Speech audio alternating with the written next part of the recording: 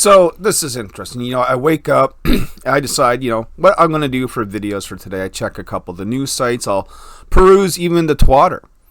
And of course, when I come to Twitter, I get tagged. Nyobicomics delivers. You see that from Flying Sidecar Press?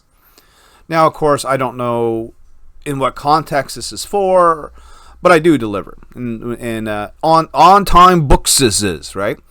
So I scroll up to see, sort of what it is that we've been tagged into, and I think this is worthy of discussion.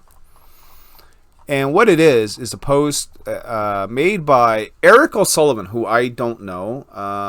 He doesn't follow me. I don't follow him. But he says, and I quote, "I think I might be giving up on crowdfunding comic books.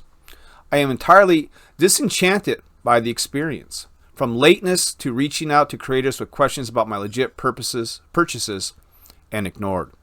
This seems to be a common story for customers. I would continue back to Renee Draws and Plaster Harris because they got their shit together. Perhaps even one major player as well, but I can't see myself continuing this. It's not like the weight is killing me, yet it's killing my interest."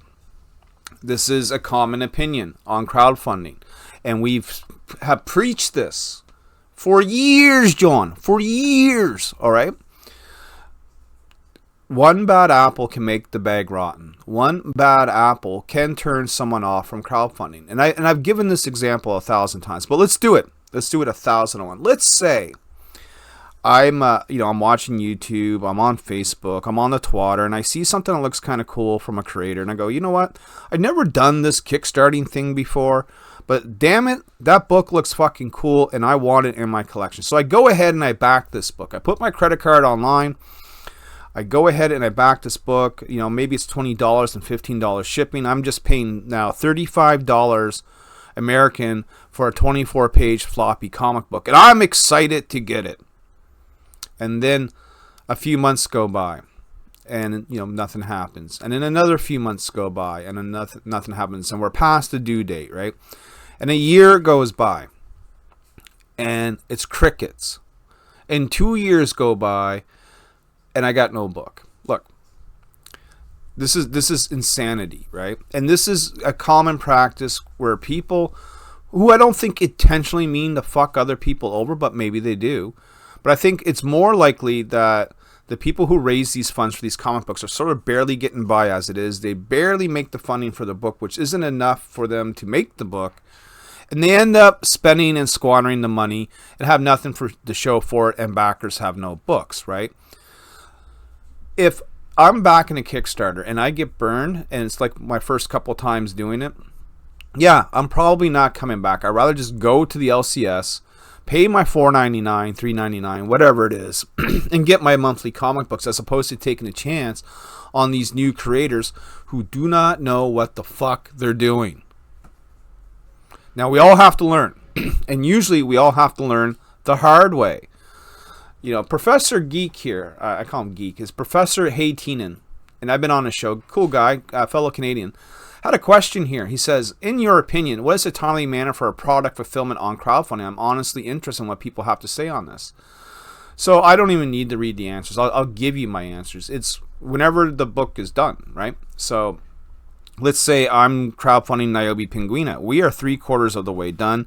We'll have this book done in 2 or 3 weeks, easy.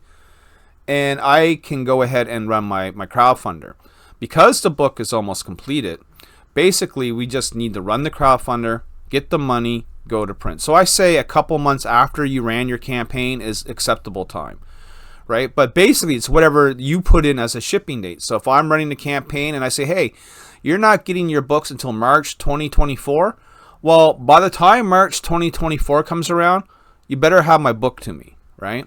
Now, sometimes people are a couple of weeks late, a month late. And, if you're a month late in comics, you're pretty much early. But the fact of the matter is, try to nail down your delivery as promised, as much as you can. Because when you don't, you get posts like this, and you get customers who are backing out. And it's hard enough to crowdfund in this later part of 2023 as it is. Just financially, things are tough, right? They're tough all around, and I get that.